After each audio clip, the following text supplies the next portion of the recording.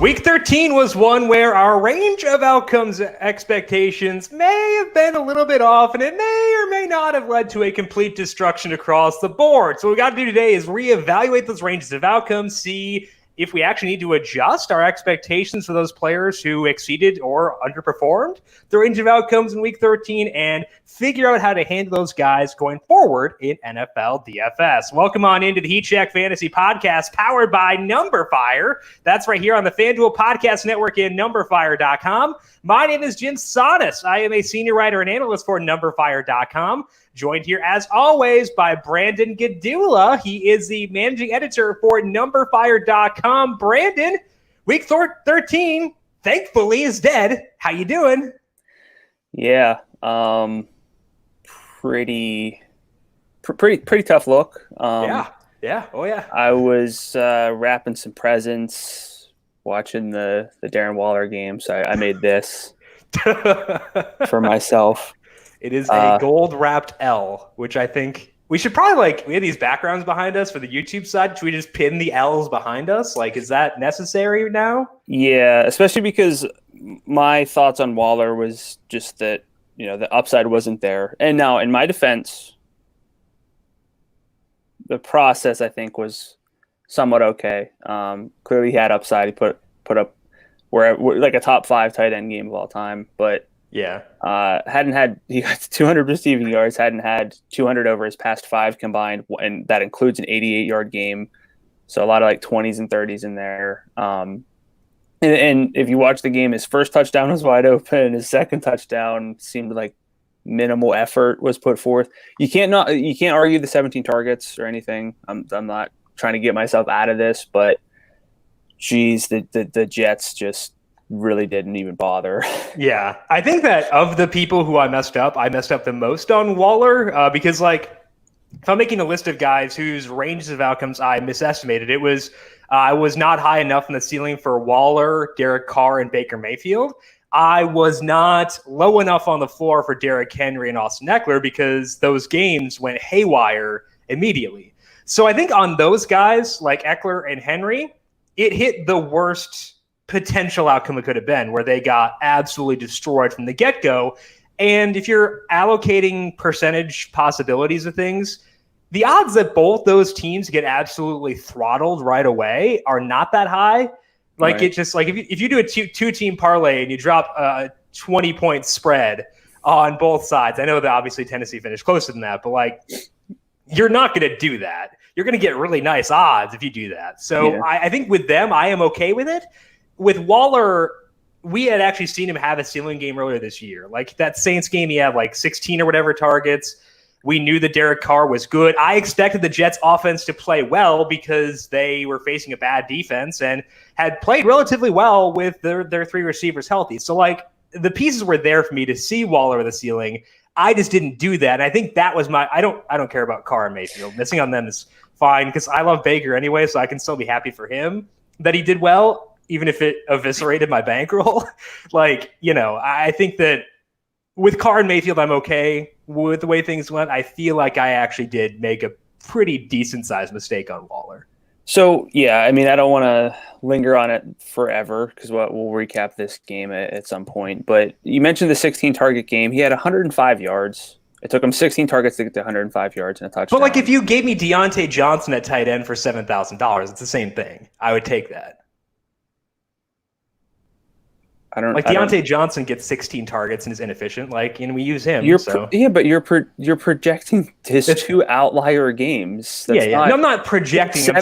I'm saying I should have been higher on him than I was. I'm not saying I should have had 70%, Darren. He had 2 double-digit target games entering. He had 7-7-5 before this with 23 yards, 88, 37, 22 before that, 27 before that.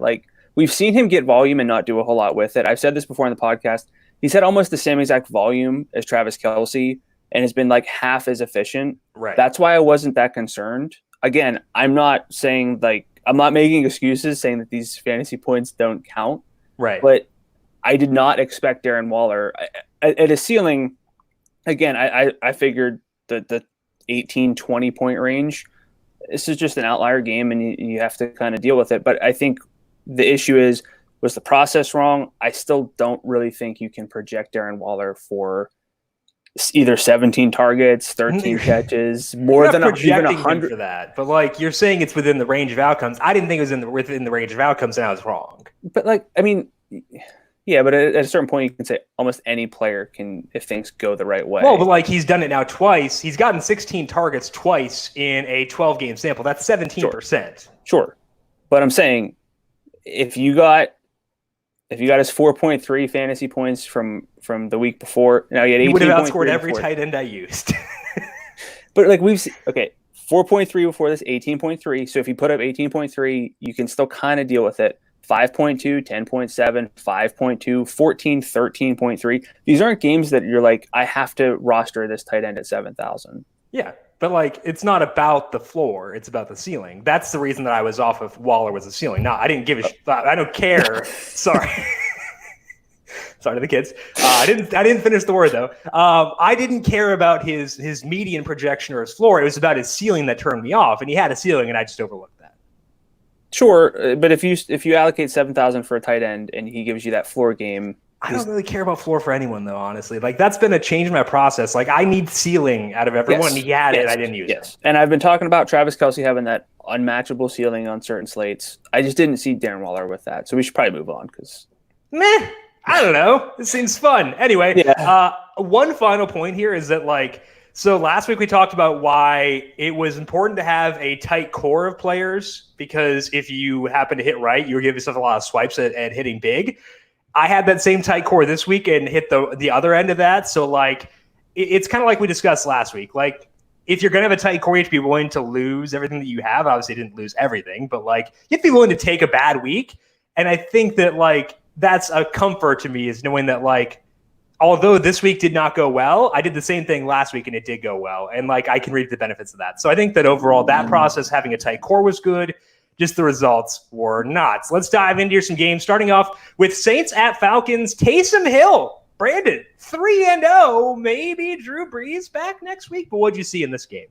Yeah, the Saints improved to 10-2. I finally started to look at some records after the 8-3 matchup between the Browns and Titans. They won 21-16. That game was not on Red Zone that much yesterday, or on Sunday, I should say, I guess. But Taysom Hill did his usual thing on the ground at this point, ran 14 times for 83 yards. Threw 37 times, though, for 232, 2 touchdowns, had 7 downfield attempts, which for us at numberFire are throws at least 16 yards from the line of scrimmage. His fantasy production has been good because of the rushing. Did fumble 3 times, but the passing's kind of okay in the right matchups, specifically against teams such as the Falcons. But what really helps is that he fixated targets on Michael Thomas. He had 11 targets. 4 of them were downfield. I would not have. I don't know. Don't quote me on this, but I don't know the last time that Michael Thomas probably got 4 downfield targets from Drew Brees in a game. I was going to say, I think it was last week. I guess he has 4, 2, and 2 from Drew Brees. I was wrong. I know. I jumped the gun. You're right. Let me sit in my shame. Had 105 yards. Traquan Smith, Manny Sanders had 6. Jared Cook had 5. But this offense is not really bankable enough for me to do anything other than roster Michael Thomas, who I think is actually, like I said last week, viable. Over the past 3 games now with Taysom Hill, he has a 38% target share, which is 9.7 per game. He's averaging 3.3 downfield targets per game. That weights out for red zone and downfield work to about 13.4 targets worth as an equivalent. So I think he's still viable. Next on the team is Emmanuel Sanders with a 16% target share. He's not as viable with those 4 targets per game. So it's just Thomas for me, but I thought he would be unplayable. I don't think that's the case. Alvin Kamara might still be unplayable. Showed some life this week, 15 carries, 88 yards, and a touchdown. Latavius Murray, just 5 carries for him. Kamara had 3 targets, 9 receiving yards on his 2 catches. His receiving workload is just really bad right now, especially from where it has been. He has 7 total receiving yards now on 3 catches over the past 3 games. The red zone role, he scored a rushing touchdown, but you can't really bank on that necessarily with Taysom Hill there. So I think Taysom Hill is a great fantasy option. I think Michael Thomas is very intriguing, and these stacks now could be pretty nice if they do connect for some touchdowns and maybe Taysom Hill runs for some. They're at the Eagles next week, which is a good spot for sure. The Falcons struggled even with Julio Jones in the lineup, and that's usually when they're operating at their best. We talk about that pretty often. Matt Ryan completed 19 of 39 passes for 273 yards, just one touchdown. Did throw downfield 13 times, though, which is a huge number. Completed 7 of those for 175 of his yards, so a lot of the damage was done downfield. And the usual guys got their volume, which really helps. Calvin Ridley, Julio Jones each had 10 targets. 6 of those were downfield for Ridley, 4 for Jones. Russell Gage had 8 total targets. Ridley and Jones had 108 and 94 yards respectively. Russell Gage scored. This is really a concentrated passing offense overall. There's not a whole lot behind those guys. And if you look at games where Julio Jones and Calvin Ridley have played relevant snaps together, Ridley leads with a 22% target share, which sounds bad, but this is a high volume offense. So that's 9.2 targets per game. Has 3.2 downfield targets per game, 2 red zone targets per game in that sample.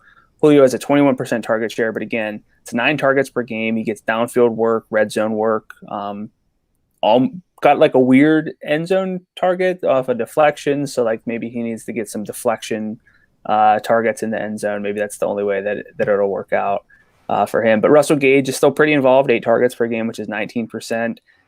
Gets a little bit of high leverage looks, but it's a very obvious trio. Hayden Hurst is not really he's got a 13% target share, which again sounds bad. It's 5.6 targets per game, which isn't awful for a tight end. The backfield here is just completely unplayable. Nobody was above a 36% snap rate, so I'm not there. They're at the Chargers in week 14, which is not the easiest matchup, but there should be points. I'd imagine that total is pretty solid there. I'm not looking forward to that game after what the Chargers did to us this past week. I'm not looking forward to it, but I'm going to go there. What could go wrong? Do you prefer Michael Thomas with Taysom Hill starting? Like, let's say you had the choice. You're using Michael Thomas. He's locked in. Would you rather him starting with Taysom Hill or Drew Brees next week? Taysom Hill. Really? Yeah. I feel a lot better with the target share being just monstrous. Taysom Hill is apparently more willing to throw the ball downfield. And I think the thing for me too with I hate stacking Drew Brees because he cannot run the ball. He does not run the ball. So you're usually paying somewhat of a premium for Drew Brees. But you really need like a 350-yard game and like 3+ touchdowns for him to really put up a ceiling game. Whereas someone like Taysom Hill or any of these other rushing quarterbacks can add 40, 50 yards on the ground, maybe a touchdown, and like that really, changes things. Or for him, 2 touchdowns every game, seems like.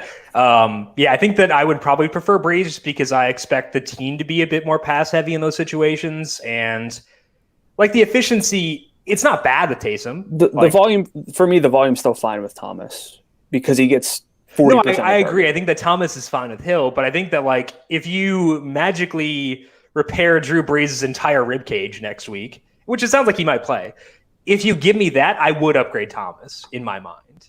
I wouldn't use Brees with him. I think that's a really bad game, honestly, because I think the Saints defense is playing lights out right now. So they're potentially facing a rookie. That game could be a disaster, but I would prefer Thomas with Drew Brees over with Taysom Hill. I don't think it's like a huge gap, granted. Okay. Brees has a 10% downfield attempt rate. Taysom Hill's at 20%. But he's been more efficient too. That's without Thomas for almost the entire year. So I think that I'd rather have Brees in there personally. For Michael Thomas to be great with Drew Brees, he needs like a huge target share. At least. But he could, because like the only games he's played with Brees have been when he's been hurt, like coming off an injury and stuff like that. I guess for me, I'm factoring in the stackability, and I'd rather just I'm not going to use Brees, so that's fair. I would rather stack Hill and Thomas. So I think standalone play for Thomas. The winner in the Week 13 FanDuel Podcast Network Listener League was Jamrock35. Awesome name. They, of course, had Darren Waller. Kudos to you, Jamrock35. They paired him with Justin Jefferson, Aaron Jones, and Corey Davis. If you want to try your hand in the Listener League for Week 14, it's just a $5 entry with 3 entries max. There is no rake, which means all the entry fees go right back to you and the listeners. To enter for Week 14, once it is posted, go to FanDuel.com/league/Listener League. That's FanDuel.com/league/Listener League. I'll also put a link to it in the Week 13 recap podcast post up on numberFire.com. Eligibility restrictions apply. Let's take a look at the fun game on the early slate. I guess they're all kind of fun at the end, but this one was fun initially because I like watching Baker Mayfield do good things. He did that here. Browns versus Titans. Baker blew up with 4 touchdowns on 33 dropbacks. He finished with 0.82 passing net expected points per dropback, which is double Patrick Mahomes, who leads the league at 0.41. Pretty good day for Baker. That brings his full season number up to 0.21, which is a good chunk above average. Their early down first half pass rate was still 57%.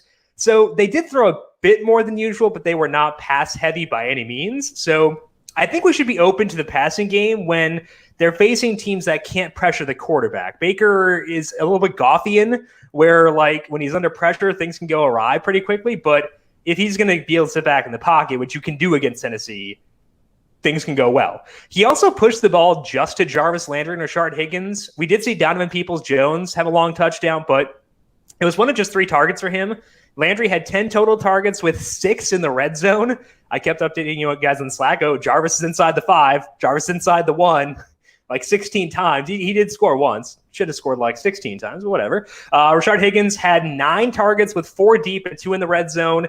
If we look at the game since Austin Hooper returned, Jarvis has 29% of the overall targets. Higgins is at 20%, but Higgins is averaging 1.75 deep targets per game. That's enough to make him a tournament consideration if you think the Browns will throw enough. Jarvis kind of works whenever because the target share is so high. Everyone else here is pretty much out of play, even Austin Hooper. So Hooper down, Jarvis solidified, Rashard Higgins up, and Baker up a bit as well, but still not someone I'd view as having a huge ceiling despite this game. Kareem Hunt got a lot of work late in the game to make things look closer than they were in the backfield, but Nick Chubb just played well again. He had 18 carries and 1 target. He had 106 yards and a touchdown. The problem is that Hunt can get work in a super negative script, and he got work here because the script was too positive. So I kind of think Nick Chubb is a lot like Aaron Jones, where we should covet him most in games we expect to be close because I would think that they would use him more in those scripts. So I think that's something to keep in mind with Nick Chubb. If you think it'll be a tighter script, maybe you want to go harder at Nick Chubb there. As awesome as Derrick Henry is, he showed here he's still not perfect. He finished with 15 carries and 1 target. He was not on the field when the Titans were in aggressive catch-up mode.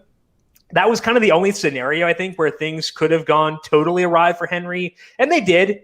It's probably not going to happen all that often, but we do have to keep in mind that there are still issues with his floor.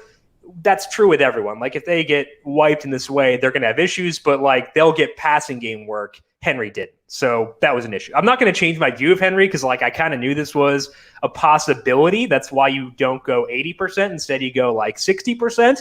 But it is good confirmation that some of his old flaws do still very much exist. Corey Davis, though, was not a disappointment. He turned 12 targets into 182 yards and a touchdown. A.J. Brown fumbled twice, which robbed me of 4 Ryan Tannehill points, and I am not still seething at him. Davis has been doing this all year long. This is his 4th 100-yard game and his 2nd above 125. So I think we were high on Corey Davis to begin with. We need to bump him up even a bit more because, like, the ceiling is awesome. And, like, I think I had a lot of Corey Davis on Sunday, but I may have still been underestimating his ceiling. I didn't know if he had that, and he did. So good for him. I think that's great. In the games they played together, Davis has 44% of the deep targets, whereas Brown is at 29%. The overall targets roughly even, favoring Davis by a bit there too. So I'm still willing to use Brown, obviously, because he's so good after the catch, doesn't need a lot of deep targets to have upside. But, like, I mean, Corey Davis is just awesome. Anthony Ferkser did not pay off without Jonnu Smith, but he did have 7 targets. A lot of them came in garbage time. Like, he had 4 consecutive on one drive, which I was very happy about. But, like, I might not use him even if Jonnu misses another game. But he is at least worth considering. He's a tight end. Michael Pruitt scored twice because, of course. But, like, I think that Ferkser is still at least viable but not covetable, as I thought he was in this situation. Brandon, What are your thoughts on Derrick Henry here? I mean, like, is it just kind of same old, we knew this could happen, or are you shifting anything in your mind? I mean, the targets had been better. He had multiple targets in 3 games entering this one. That kind of makes you think that he'd be more involved in negative game script. This was extremely negative from the start, basically. So it's a little bit different. It wasn't even close to neutral for pretty much the whole game. So I think that I'm with you where I'm not actually changing that much because I knew in the back of my mind that this was very possible as a notorious like Derrick Henry fader, because I know that he can have these games. I still think of him that way. I think what I'll probably do is the best way to phrase it is I was trending up on Derrick Henry. I think I'm going to stop that, but I'm not necessarily changing. So leveling off. Yeah. Okay. I think that makes a lot of sense. I think that's probably fair too. That's probably the right way to view things here. Like the floor is still like that could happen, but like the odds he hits that floor, they are what they are. And I think that like the ceiling is still unchanged, and the ceiling is why we pay for Derrick Henry. So yeah. I think that for next week against the Jaguars, we go right back. Yeah, 7.5 point favorites on FanDuel Sportsbook. And like I think I've seen enough out of the Jags to expect that game to be close enough, like where I can feel okay about it. So yeah, I think Henry. Go ahead. And Dalvin Cook plays the Buccaneers, so can't really get that much worse or that much different with your matchups. That game will be really fun, though. Just saying. Let's move now to the Lions and the Bears. Matthew Stafford played well with no Kenny Golladay. I did not see that coming. He kind of went nuts. What did you see in this game? Yeah, I like this game from a pace and pass rate standpoint. It was the one that I was kind of highest on from that regard. That wasn't necessarily obvious. There were 64 total points, so maybe at least I got something right this week. Matthew Stafford put up 402 yards on 42 attempts, 3 touchdowns, despite, as you said, playing this one without Kenny Golladay, which we've seen him be very not good without Golladay and quite good with Kenny Golladay in that, small sample. It almost feels like Kenny Golladay hasn't even played this season at this point. That's how deep, how long it's been since we've seen him. Stafford was 8 for 13 for 207 yards and 2 touchdowns on his downfield throws. So that'll get you where you're going. The beneficiaries here of the good game were Marvin Jones with 12 targets, including 6 downfield. He had 116 yards and a touchdown. TJ Hawkinson had 9 targets for 84 yards. They've been the go-to options with little else behind them whenever there has not been Kenny Golladay in the lineup. Jones is at a 21% target share in those games. That's 8.1 targets per game, but 2.4 downfield. So if you weight that a little bit, it's 10.6 targets per game, sort of the equivalent. Hawkinson has 18% of the targets, which is 6.9, with some leverage on those, and he has at least 50 receiving yards in 8 games. So I liked him for week 13 because of the receiving floor and some sort of yardage upside. Not a whole lot of tight ends have that. Hawkinson's been pretty strong in that regard this year. Danny Amendola is at 15% of the targets in the games that he's played, which is 6 of 8 in this sample. So again, I think it's just Hawkinson. It's just Marvin Jones. With no DeAndre Swift again, Adrian Peterson led the backfield, running 16 times for just 57 yards, scored twice on the ground. He really has to score multiple times to be relevant based on how bad his yardage output has been. So I don't really feel the need to chase him. He's also, if there is negative game script, he's still probably going to sit behind Kerryon Johnson. So I really have no interest in trying to figure out if Adrian Peterson's for real because the yardage just isn't really there for me. He's a one-dimensional back. I will go back to Kenny Golladay and DeAndre Swift when they return, obviously. But without them, Hawkinson's a good tight end play. Marvin Jones is probably just kind of undervalued because of the slow start. It's a pretty good spot overall. They host the Packers next week, so I don't know. That game could be a little messy. For the Bears, we got to see David Montgomery, in his, another value game. He worked out, even though he lost the short touchdown run to Cordero Patterson. Had 17 carries, 72 yards, and 2 touchdowns. Also had 39 receiving yards and 4 targets. That's a really good workload for a value back. It's 25 adjusted opportunities, which is carries plus double your targets because on average, you get twice as many FanDuel points as a running back with a target than you do with the carry. So again, that's pretty good workload outside of almost anybody, but outside of the elite guys, that'll work.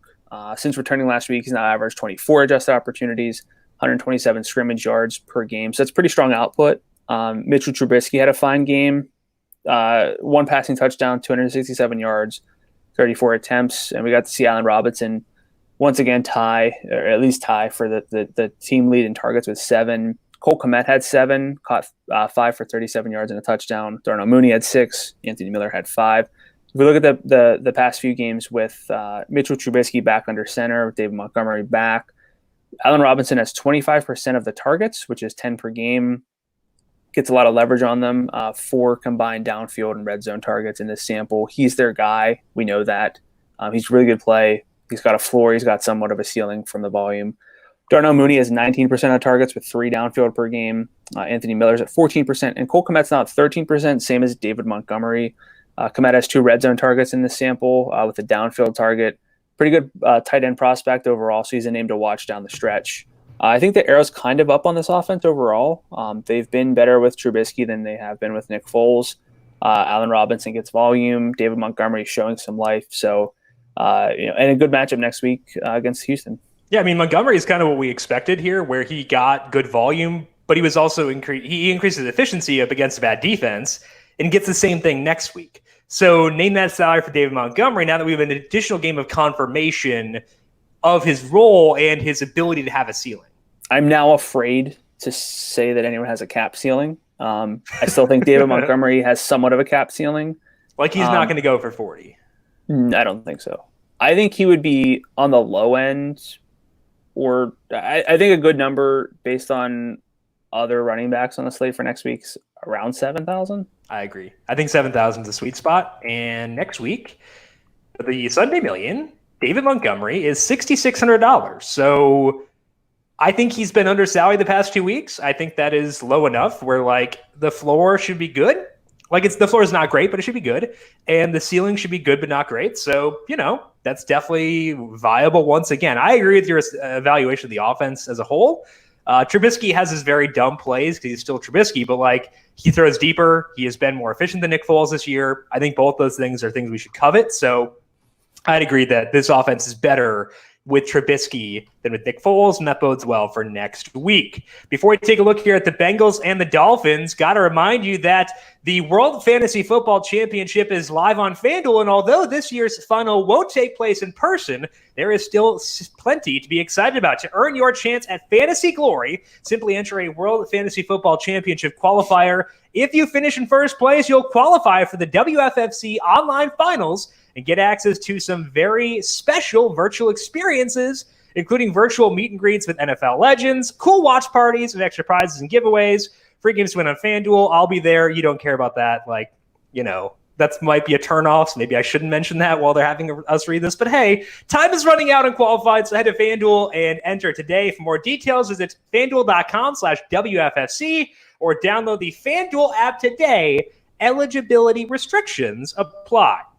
Let's move now here to the Bengals with the Dolphins, and it didn't look pretty. There were some bad times for sure. Tua Tagovailoa was efficient here. He averaged 0.30 passing net expected points per dropback. They threw a bit more. They had a 67% early down first half pass rate, potentially because the backs were all banged up, but they threw. So I would say, I know that there were some bad throws, but I would say it's a slight arrow up on the offense after this one. People will probably overreact to the bad plays from Tua, but they did the same thing to Baker Mayfield last week, and he torched them this week. Imagine what his efficiency would have been had he not had a couple of bad plays. I think that's one way to look at it, too. You can easily correct outlierishly bad plays. Keep that in mind with Tua. Tua also get good volume to Mike Gesicki and Devontae Parker. Gesicki had 11 targets. Parker had 8.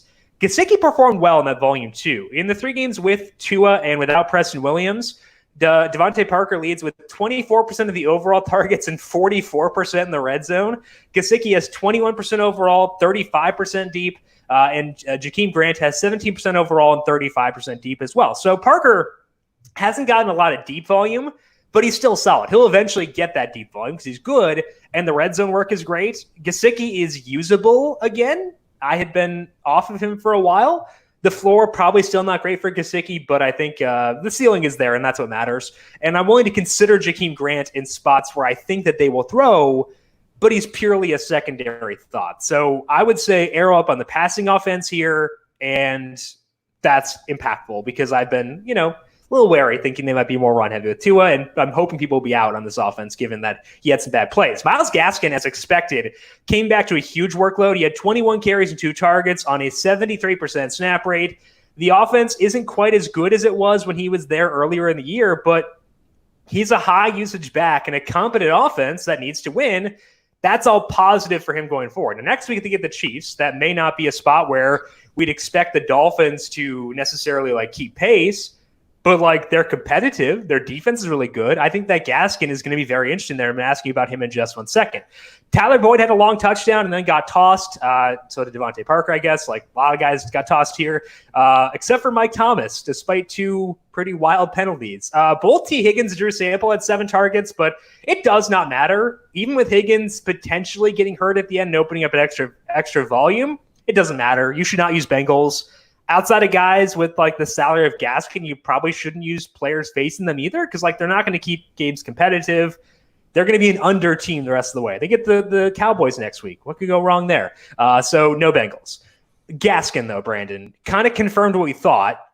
Where he came back, he had a good snap rate, got a lot of usage, and the offense looked good on the whole. I know they scored just 19 points, but Tua was good. So name that salary for Myles Gaskin against the Chiefs next week. Yeah, not the best spot from a projected game script standpoint. The Chiefs have a good pass defense. But with this workload, I saw his salary. But I would have put him around 6,500, I think, would be fair. I agree. Because there's still concerns with the offense. Multi-touchdown games probably not realistic for him. But I would say 6,500. What about you?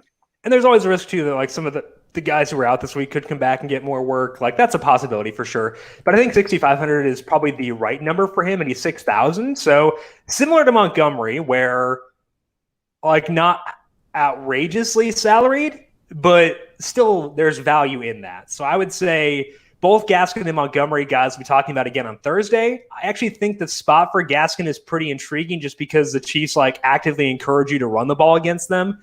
And I've been tinkering around with expected spreads based on, numberFire's analytics and stuff like that. And it expects this game to be kind of close, a 4-point game. I know the spread will be more than that, and it should be more than that, but it thinks these teams are, the Dolphins don't suck is basically what it's saying. And I think that's positive for Gaskin. So I think that'll be a fun game next week. Let's move now to the Jaguars at the Vikings. The Jags, again, I think played things pretty well here. All things considered. So kudos to them. And that kept things close. Dalvin Cook didn't score, but still top 20 FanDuel points. What did you see in this one? Yeah, we got to remember it went to overtime, despite being a big spread.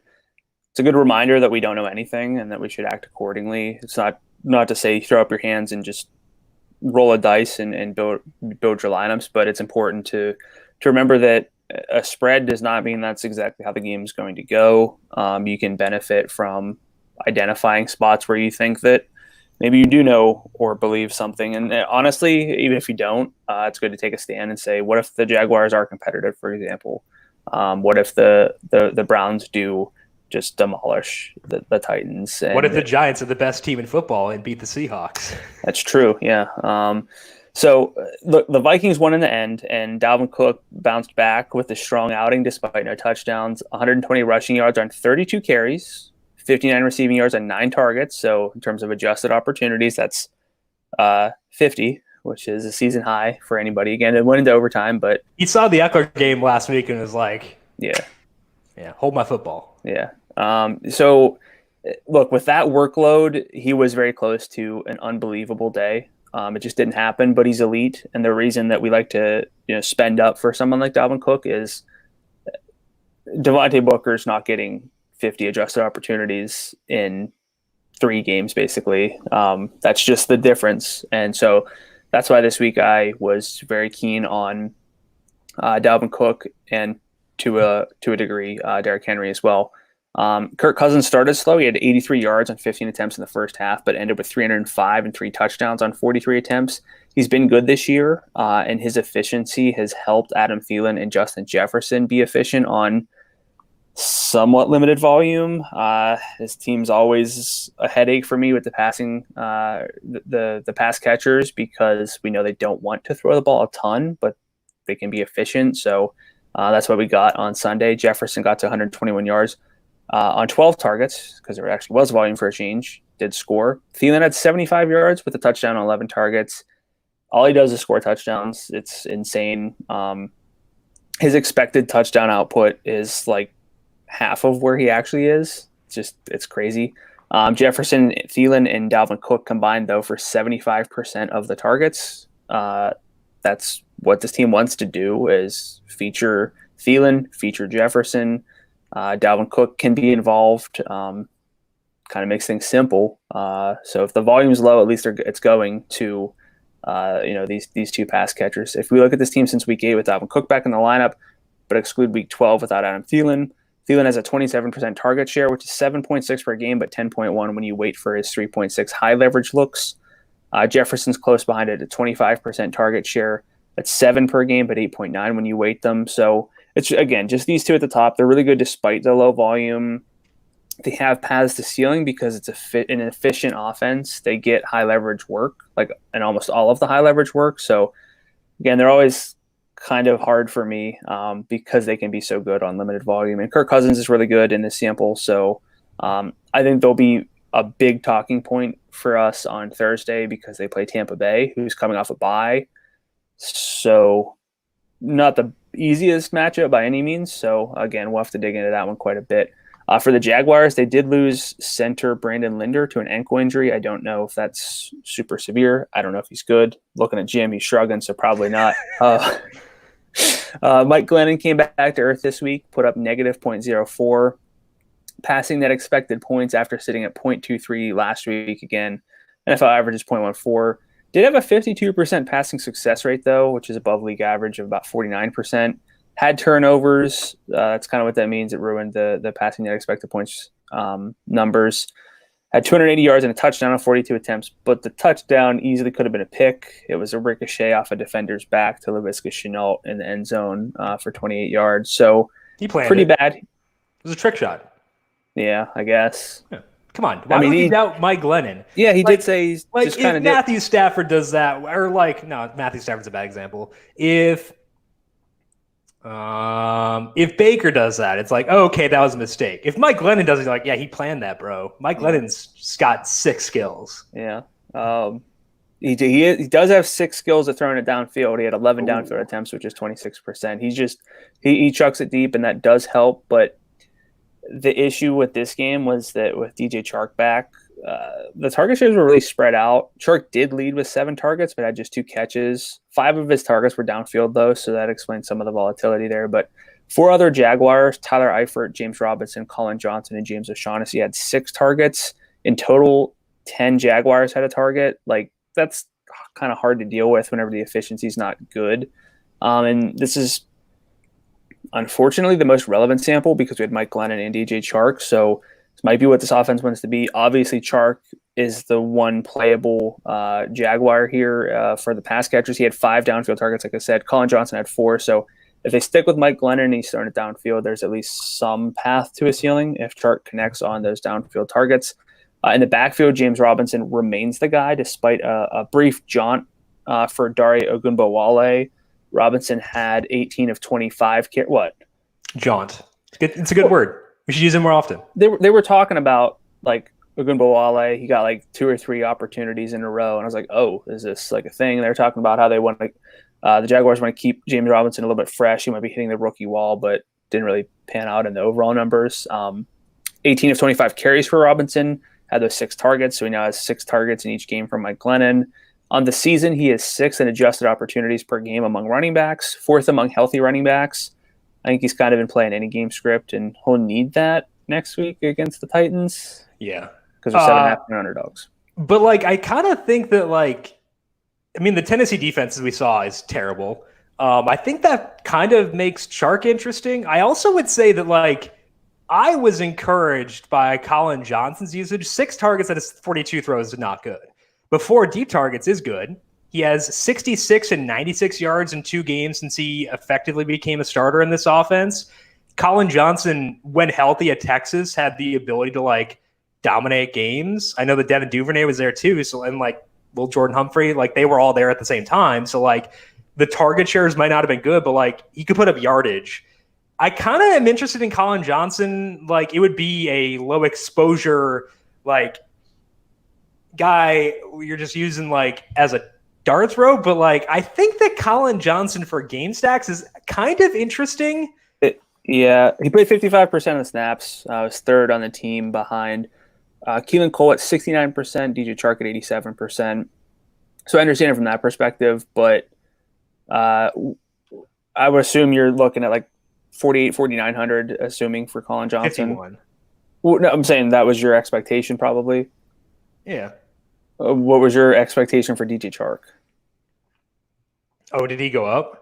No, he's 59. Like, oh my gosh. Okay, well, I don't need to use Colin Johnson. like that's. Like, I understand where you're going. Like where. Yeah. Okay. From. No, you're right. You're right. Wow, that's awesome. Yeah. So, am I gonna stack that game?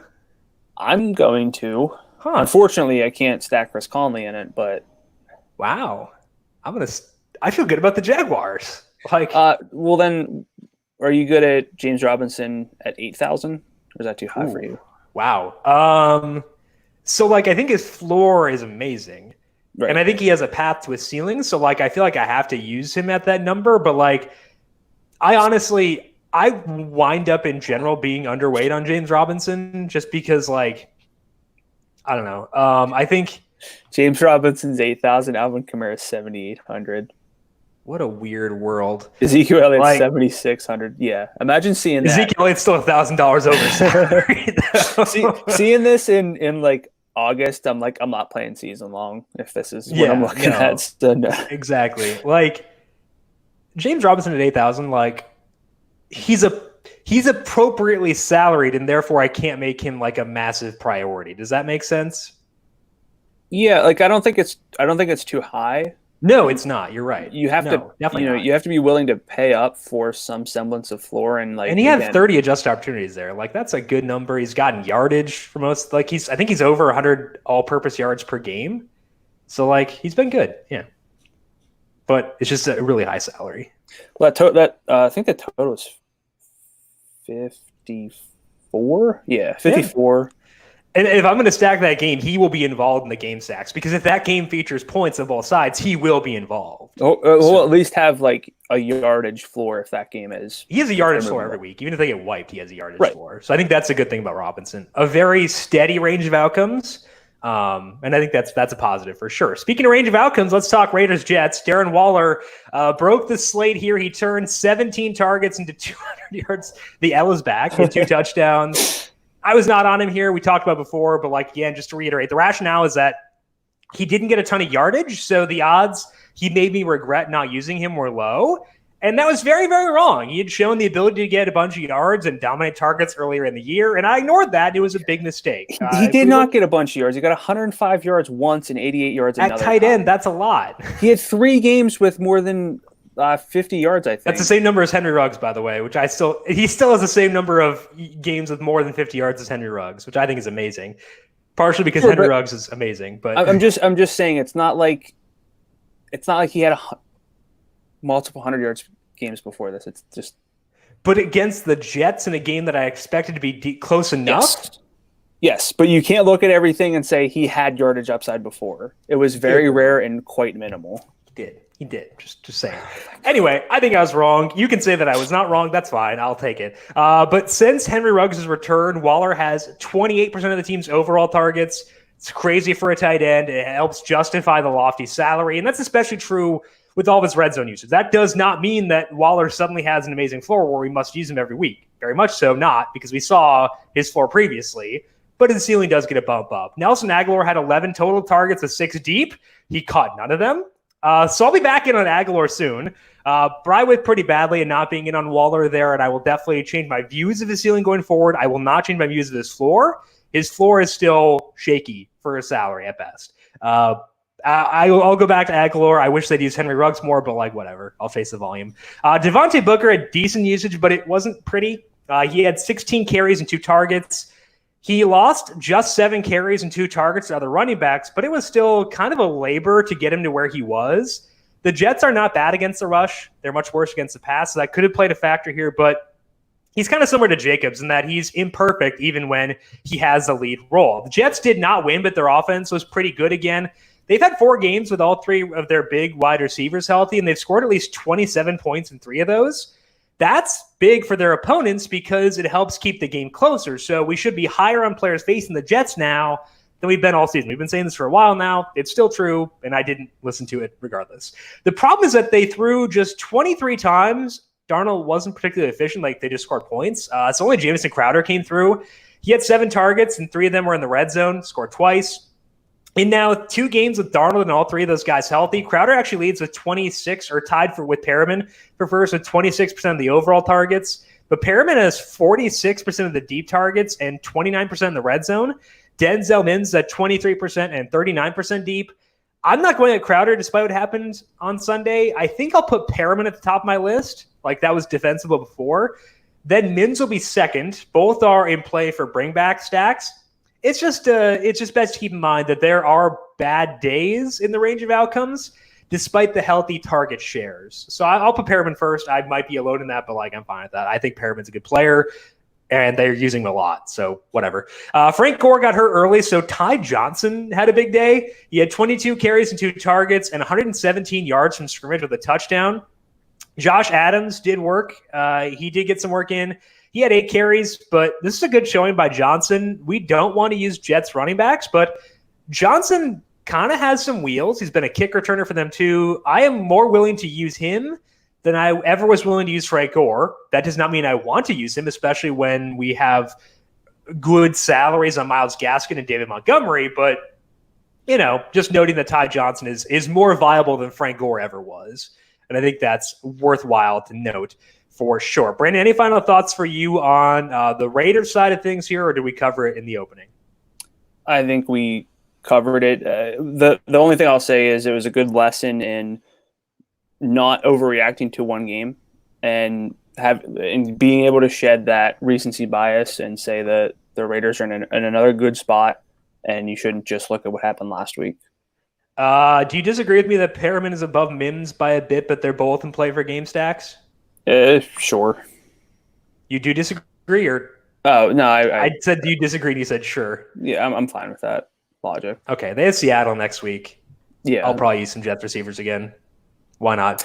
Let's move now to the Colts at the Texans. I was skeptical of Kiki Cutie coming in because, sometimes guys are inactive for a reason, and he played really well. So what'd you see in this game? Yeah, you're not a Kiki Cutie guy. They're not. The Texans organization as a whole has not been a Kiki Cutie guy for a while. They were on Sunday, so I'll change my tune based on that. Is there a coaching change at all or anything? Yes, there was. This game was 24-20. He was inactive even after Bob got fired. Okay, I'm going to mute my mic. Go ahead. This game was 24-20 at halftime, ended 26-20. So, kind of a wild one. The Colts won. Phillip Rivers efficient again. 0.34 passing and expected points per drop back, which worked out to 285 yards, 2 touchdowns. He's almost always good. He's been quite good this season, so it's very frustrating with how they use their skill position players. This team rarely has any big games from pass catchers, but we did get a throwback game. T.Y. Hilton against the Texans, and actually Kiki Cutie against the Colts. Kind of where big games. That's how big games happen. Right. Wow. Dang. I was off the T.Y. Hilton against the Texans narrative, but he had 11 targets, 8 catches, 110 yards, and a touchdown. It was a 31% target share, which is a very rare mark for a Colt to get. They don't even really get to 20% very often in a single game. Michael Pittman, Mo Alley Cox had 5 targets. Jonathan Taylor, Naeem Hines, and Trey Burton had 3. Taylor had the other touchdown, though. If you look at this team since week 9, when Michael Pittman was back in a bigger role from his injury, T.Y. Hilton leads the team with a 17.5% target share, which target share doesn't always tell us everything, but that's still only 6.8 per game. 8.7 when you wait for his downfield work. He's been actually really efficient based on reception net expected points per target. He has an 11.2 yard average depth of target in that sample as well, but the target share is just bad. Michael Pittman's at 16% of the targets. I'm not really feeling like I have to play Michael Pittman. I think we disagree on him. I think the target shares are just too low, and I think the odds that he gets below a 20% target share in a single game, it's just too high for me to like Michael Pittman. Yes, the salary might be low, but I feel like I would rather just take a shot on someone like Perriman or Mims who get, 3 or 4 downfield shots in a game sometimes. I'd rather take a shot on Phillip Rivers than Sam Darnold. Like, Pittman has more 100-yard games this year than I think Perriman and Mims have combined. Was it 1? 2? 1, yeah. I'm just not there. My reason for being okay with Pittman is because of his ceiling, not his floor, and I think he has a path to his ceiling. I think that Perriman and Mims do too. I've come around on them, but it's not because of his floor. It's focused on his ceiling, and I think he has a path to his ceiling. I'm not going to use him in a cash game. I've never used him in my core, but I can use him. Sure. Sorry, Perriman had 100 yards against New England. I lied. Jim's out here spreading falsehoods.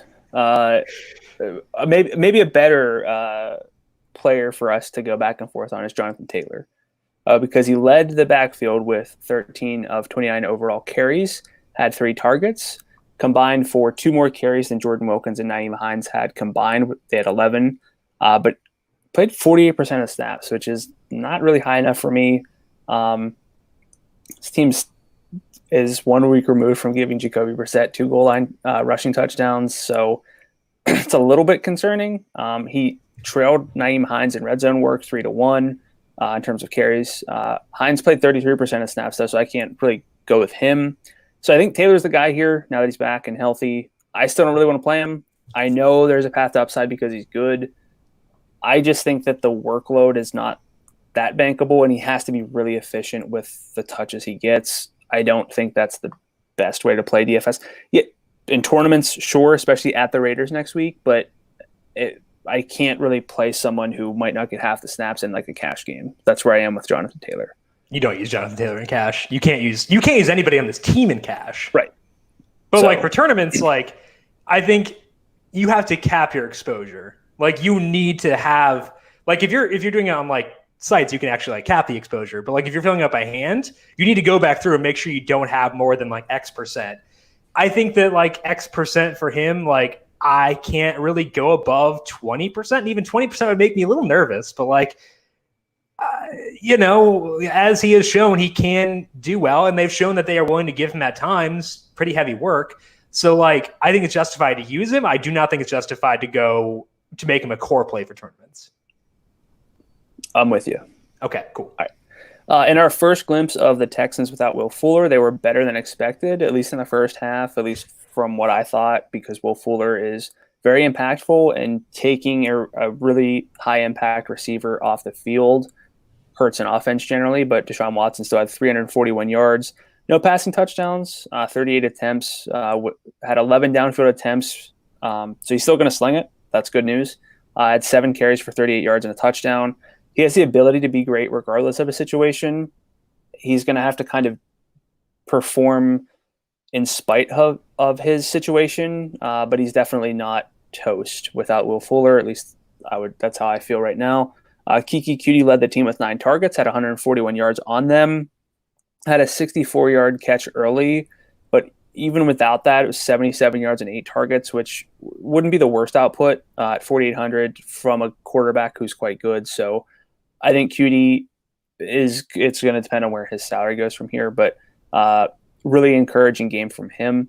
Brandon Cooks had 8 targets. Chad Hansen had 7 and got over 100 yards.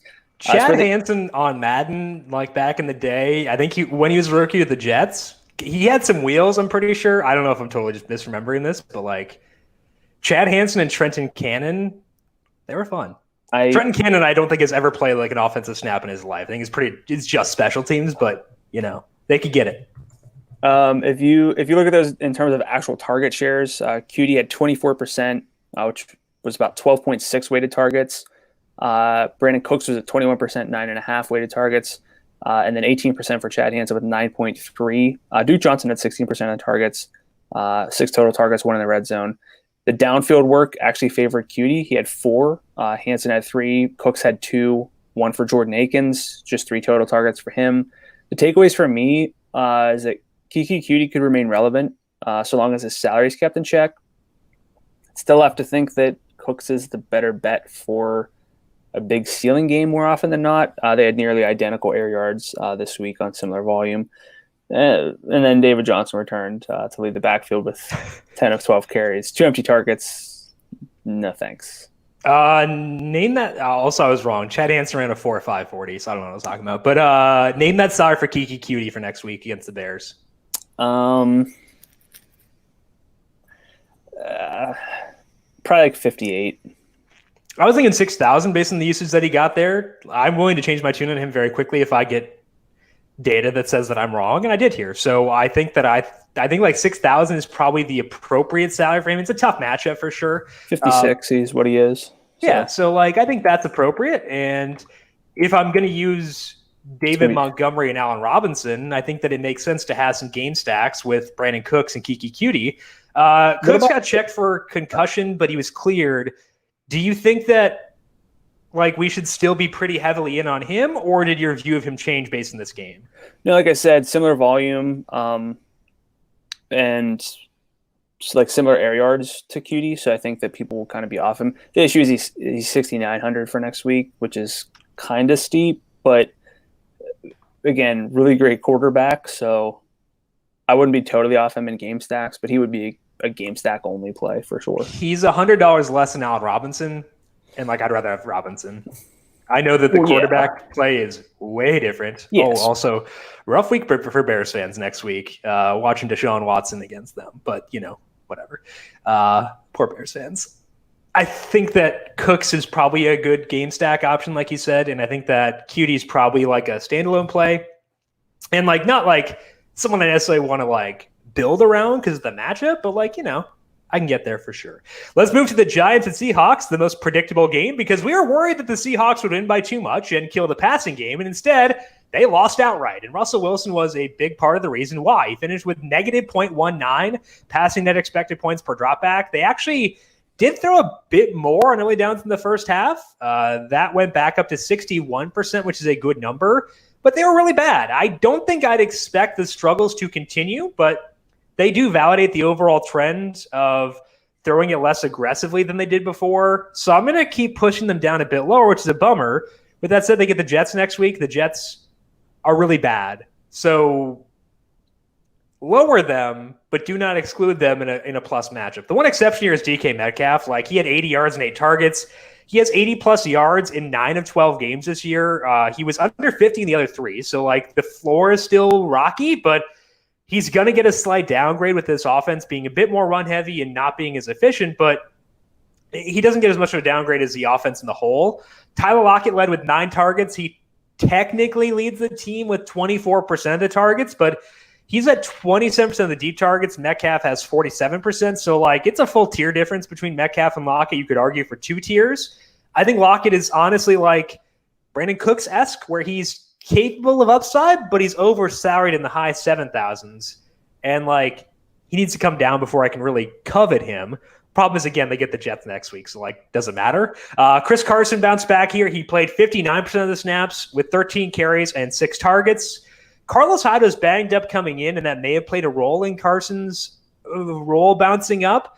But this is back to the role Carson had earlier in the year. Not a lot of groundwork, but plenty of targets. It's concerning that the offense is slipping, but I think Carson will probably stabilize where he was earlier.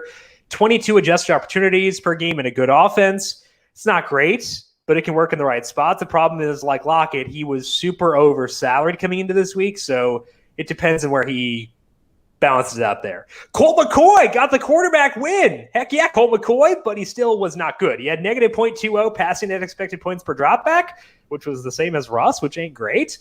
They also dropped back just 24 times. So all the pass catchers here are pretty dusty until Daniel Jones gets back. But the good thing is that once that does happen, we can go at Evan Engram pretty aggressively. 8 targets again here with 1 deep and 1 in the red zone. His usage has been awesome recently. It's been different than what it was earlier because he's getting downfield work. So I'll be in on Engram as soon as Jones is back, which hopefully will be this week. Wayne Gallman, 135 yards, but there were a couple of flaws in his usage. The first one is that he didn't get any targets after he had 5 last week.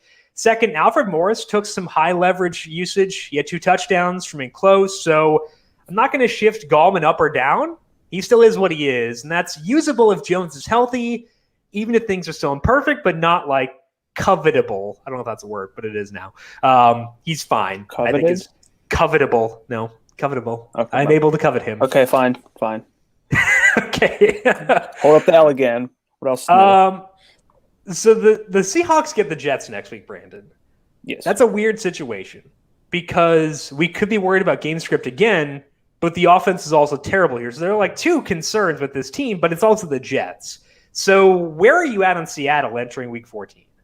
Yeah, that's tough. We'll probably have to dig into them, maybe a full trend, honestly. I talked about them entering this week where their pace is really bad the past 2 weeks when you adjust for context within the game. Russell Wilson's at 263 or fewer passing yards now in 5 of the past 6. We should have expected his touchdown rate to fall from where it was to start the year. So we're getting kind of the touchdown rate coming back to earth, and then also the volume and pace being worse. So it's one of those where you kind of maybe have to think about what are the odds that they still can torch us. It's still very high. And if they do torch us, it's going to be through Russell Wilson and most likely DK Metcalf. So I feel pretty solid about that. But whereas if this were an early season game, there would not be enough Lockett, Metcalf, Russ we could get, but It's not really there. So I am concerned, but I don't think that they'll be necessarily off the board for next week. No, not by any means. It's just like it's hard to go nuts on them when there are multiple paths to failure, but like it's still the Jets, and we saw what the Jets can do this week. So there is that. Will Dissly had 5 targets this week too. I can't feel good about any of their tight ends, and I don't want to use any of them, but worth noting for next week. Let's move now to the Rams at the Cardinals here, and we talked about the pace in this game. This game went over, partly because of a defensive touchdown, but still overall, I think that it was a good game. The problem is there weren't any individuals who really went off. What'd you see here? Yeah, lots of points with 66, lots of plays, 141 because of that pace that you talked about in detail on Thursday's podcast. Again, the target shares, these teams can at times spread the ball around. So as far as individual performances, for the most part, kept in check. But we did see potentially a backfield takeover for the Rams by Cam Akers. He had 21 of 27 running back carries, 72 yards and a touchdown. He had 22 yards on a single target. Played 63% of the snaps with Darrell Henderson at 22%, Malcolm Brown at 16%. Just double checked. I don't see any injuries listed for either of those guys. So Henderson left for a bit, but he came back. Yeah. We've seen different running backs lead this backfield at times.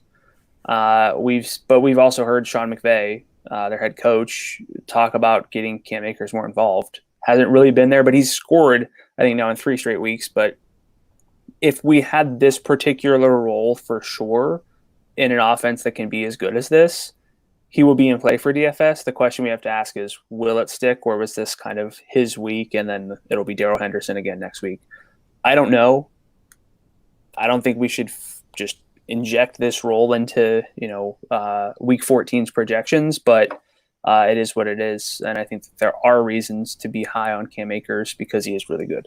Jared Goff had another big yardage game, which it's always tough to talk about Goff because you love Jared Goff, and I think that Jared Goff is really conflicting because he has these big yardage games, but with a lot of duds mixed in. He had a big yardage game here with 351 yards and a touchdown.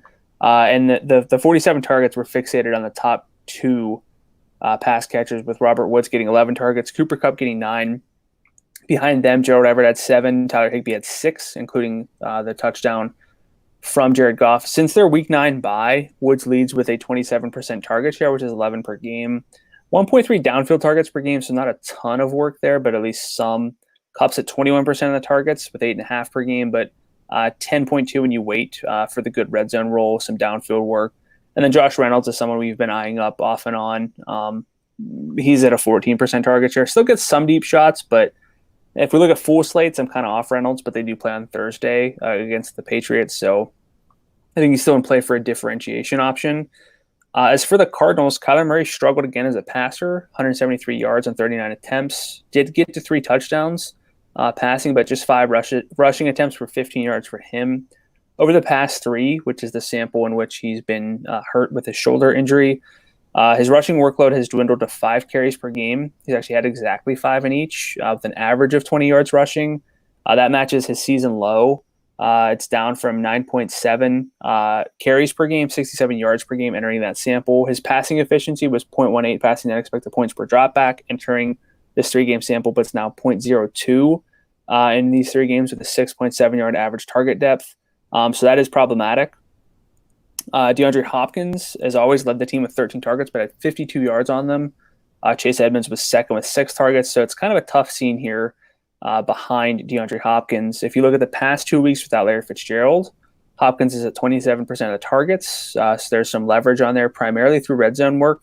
Just a 6.2 yard average depth of target, 1 downfield target, so if Murray's not able to throw it deep or be quite as efficient, it's hard for Hopkins to put up a big game.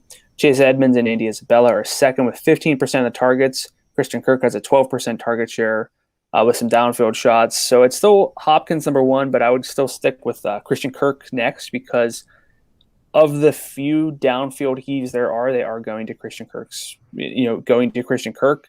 Andy Isabella has a 3.6 yard ADOT the past 2 games with 1 downfield attempt. He's very dynamic, but I would still stick with Kirk number 2 if I really want exposure to this passing offense.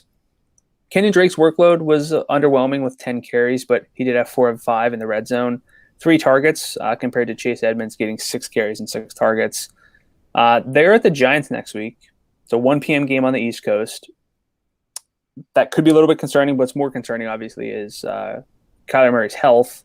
Mm-hmm. But I think it's a good spot, and I already saw this, but Kyler Murray's salary is $8,100. So yeah, I'll talk about that in a second, but it's worth noting for the Thursday slate that Van Jefferson's snap rate spiked, and spiked is relative because it's still 48%, but he actually outsnapped Josh Reynolds. So Thursday night, I'm going to use some Van Jefferson because I need Van Jefferson in some dynasty leagues. So it'll be like the opposite of a hedge. I'm just going to double down on Van Jefferson. I think that he takes Reynolds, like you said, off the map for full slates for sure, but Jefferson trending up. What's scale of 1 to 10? What is your level of concern with Kyler and this passing offense in general? I think it's like a firm 7 to 7.5 because the issue with Kyler right now is that he's not efficient and he also can't throw it deep. But we also know we have a reason to explain it, and that he's hurt. I think that's why it's a 7.5 as opposed to like a 5.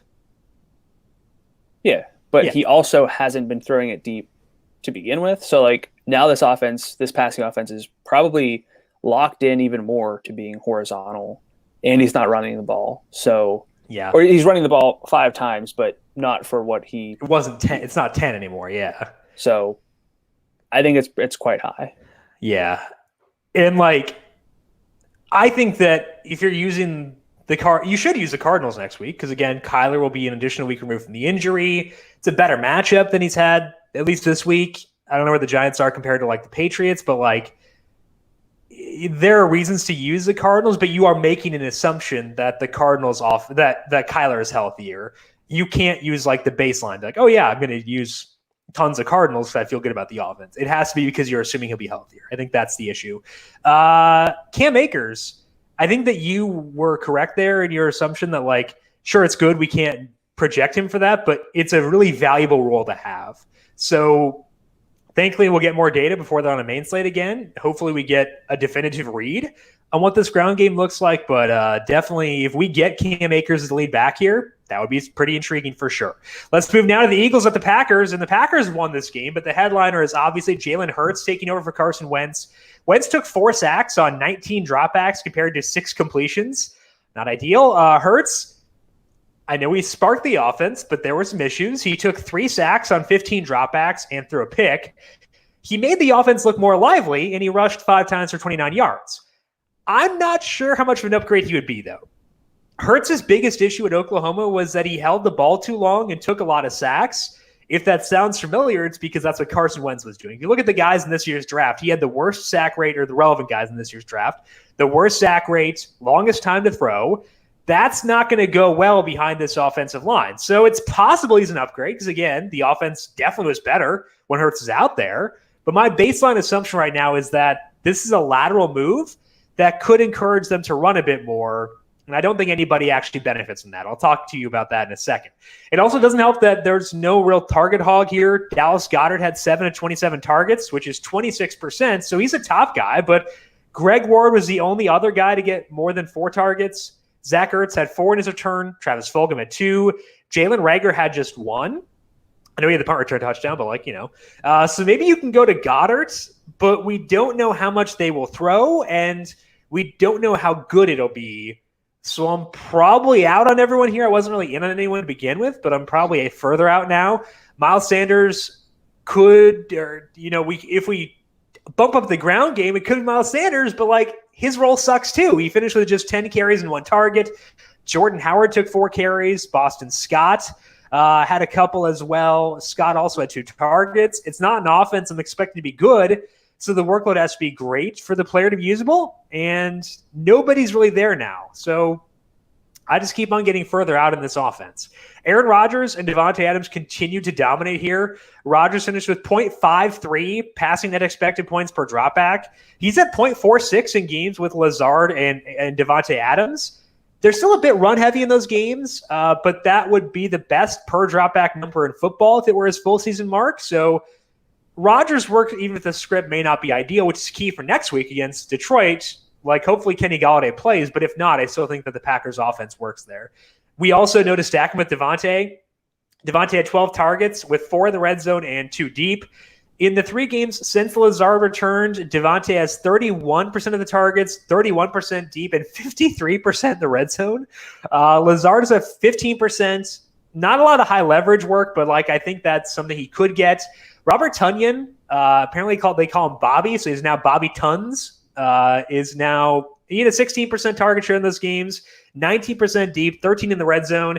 He's over-salaried, but so is every tight end. So I think that Tonyan works when you're stacking the offense, which I probably will this upcoming week. So Tonyan definitely a guy I'll use, just not like a core play at tight end. Is there a core play at tight end ever? Who can say? Aaron Jones had a monster long touchdown here. He finished with 148 yards on 21 adjusted opportunities, and that's what we said about him going in. The floor is not great, but because he's so good and this offense is so good, he still has a path to a ceiling. So it's status quo with Aaron Jones. I need the salary to come down before he's a core play again, but he's worth tournament exposure for the ceiling. I would expect his popularity to be too high this week because he's facing the Lions, and he blew up against them, and he had a good game this week. So I would expect popularity to be too high on him, but he's still someone I don't think you can full fade him because the ceiling is very good. And I think that's worth noting here. I want to talk about the Eagles, though. I don't like Carson Wentz, but I'm also not the biggest Jalen Hurts guy, so it's hard for me to view this as being an upgrade, assuming that they start Hurts, which is not a given. They haven't announced yet, I don't think. How would you view this Eagles offense as Hurts takes over? I would say no differently. Yeah. Which is to say not high. If target shares are close to, at best, 20%, you need efficiency. They're kind of like the Colts in that regard. But Phillip Rivers is very efficient, at least.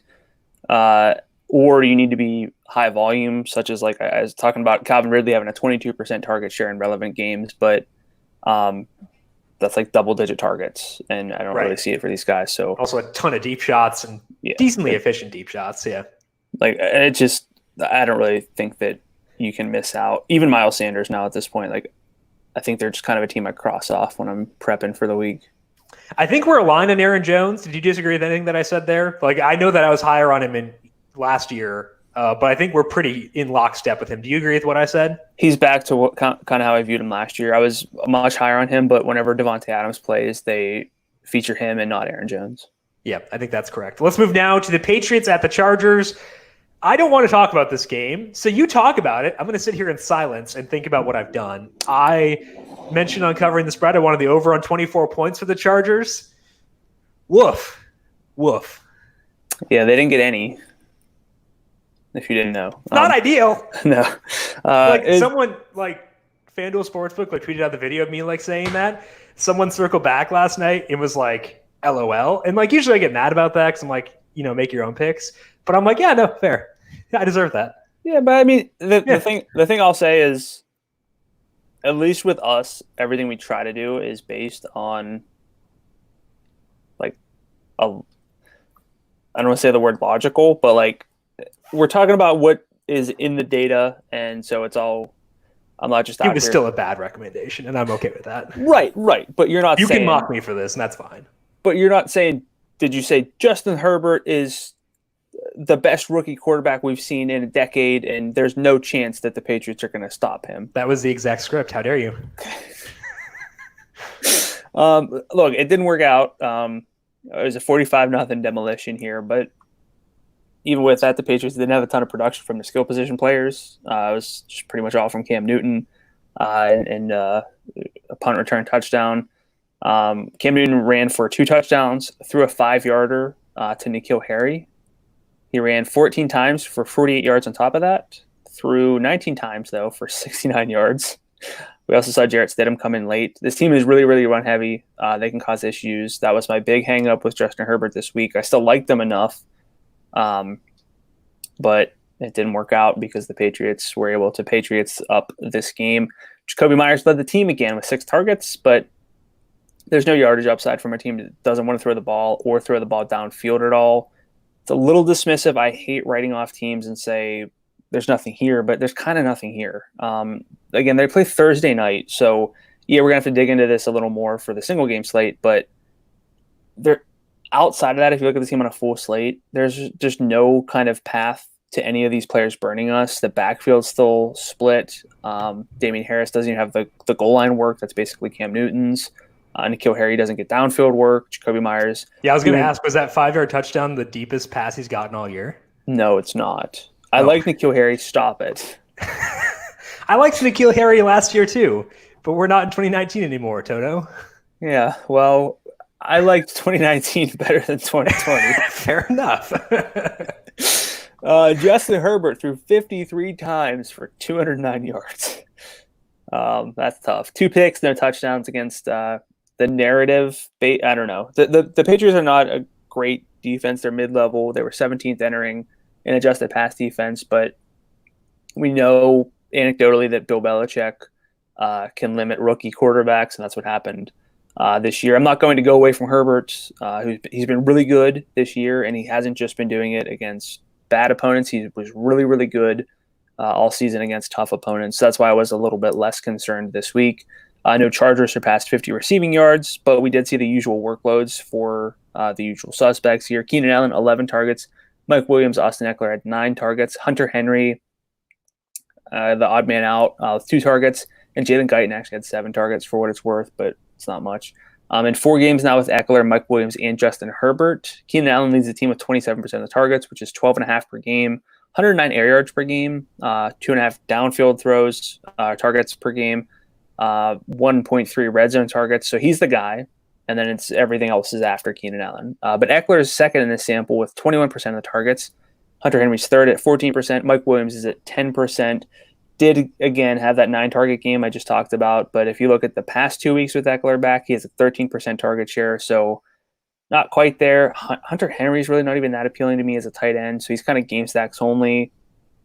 And then Eckler was okay. 68 total yards on 26 adjusted opportunities, averaged 8 yards per catch, which is a whole lot more efficient than rushes. So that's why I think we can be, still feeling good with Eckler if he's going to get a lot of targets because, even on FanDuel, which is a half PPR site, those yards matter and catches are worth half a point at least. So, I was told you can only use rushing backs.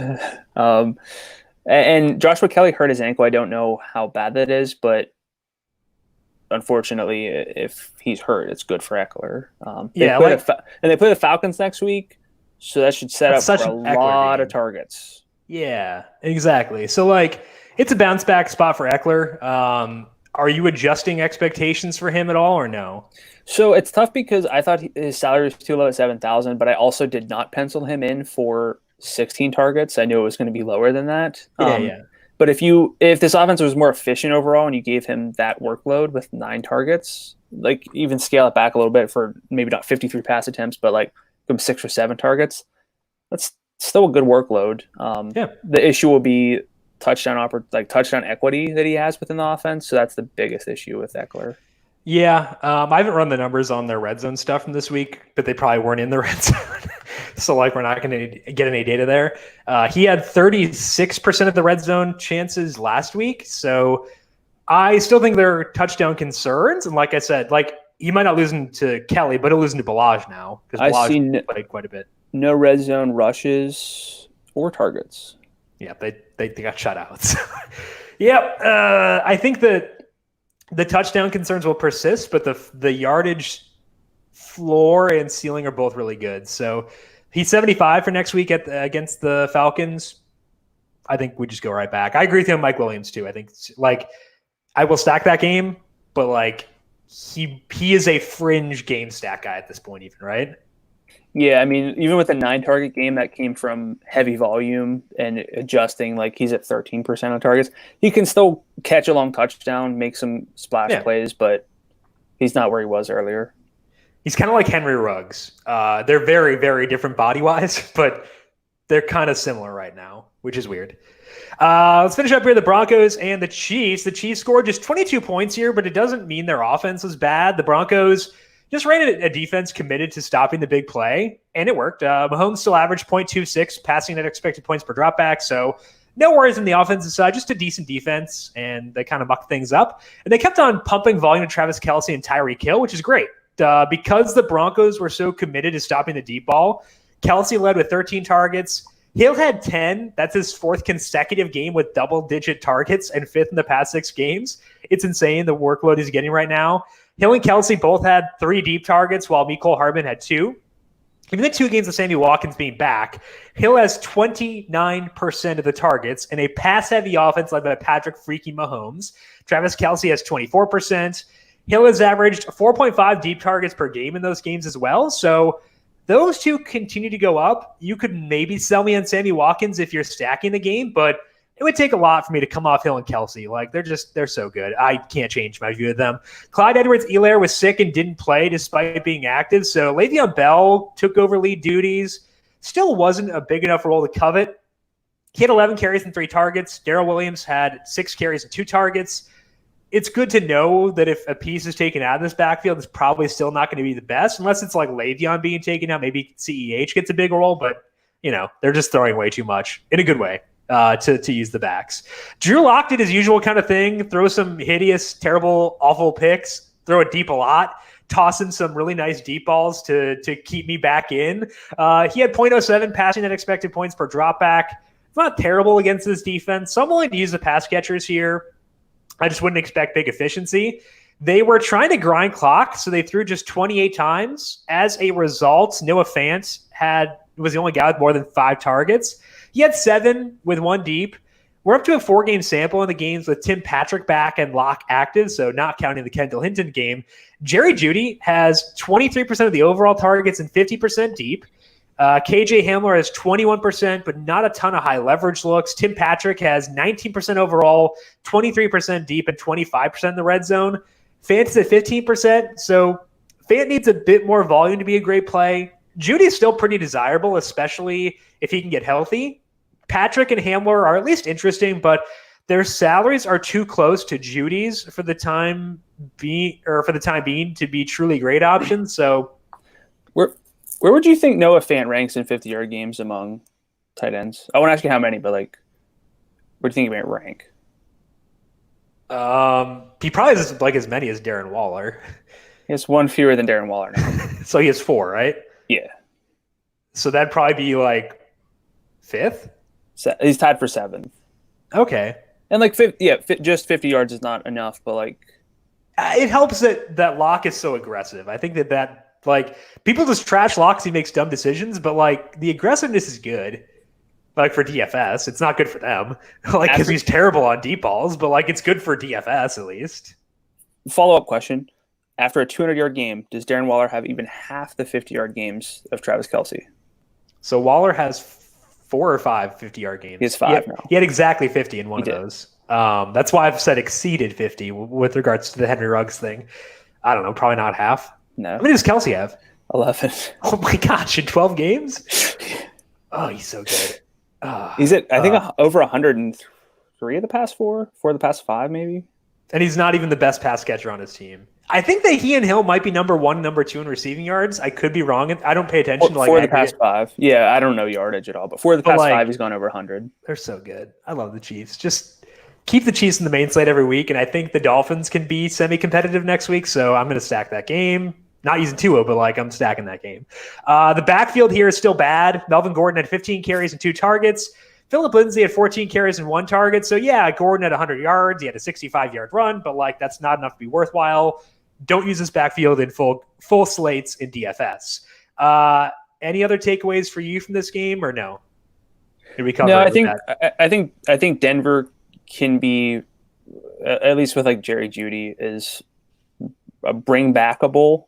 But the Chiefs are just like, I'm going to stack them a lot of different ways. Actually, that's not true. It's going to be just with Tyreek Hill and Travis Kelce. But I'm going to prioritize that even with some stud running backs. So I'm saying that Monday, so I remember come Sunday that I do it. Use Giles Maskin, Myles Gaskin, and David Montgomery, so we can use Patrick Mahomes and Tyreek Hill. That is all that we have for today on the Week 13 recap. But do not forget, we are back here once again on Thursday to preview the Week 14 main NFL DFS slate that is live on the FanDuel YouTube page at 10 a.m. Eastern on Thursday. So make sure to subscribe there, but also subscribe to the numberFire Daily Fantasy Podcast feed wherever you get your podcasts. And if you like what you hear, leave us a rating and review as well. Also, don't forget to enter the Listener League. Should be up later today. Go to FanDuel.com/league/Listener League. $5 entry, 3 entries max. There is no rake there. FanDuel.com/league/Listener League. I'll put a link in the Week 13 recap podcast post up on numberFire.com. Brandon, if people have questions for you on Twitter, where can they find you there? I'm at Gadula13, GDULA13. And I am at Jim Sannes, JIMSANNES. You can also follow the FanDuel Podcast Network at FanDuel Podcast. Big thank you to Calvin Theobald, our video producer, for running the video side of things here today. Thank you, Cal, as always. And thank you to everyone for tuning in. Good luck with your 2-game Monday night slate. That should be pretty fun. Also, your single-game slates for Tuesday. We'll talk again on Thursday to get you set for Week 14. This has been the Heat Check Fantasy Podcast powered by numberFire.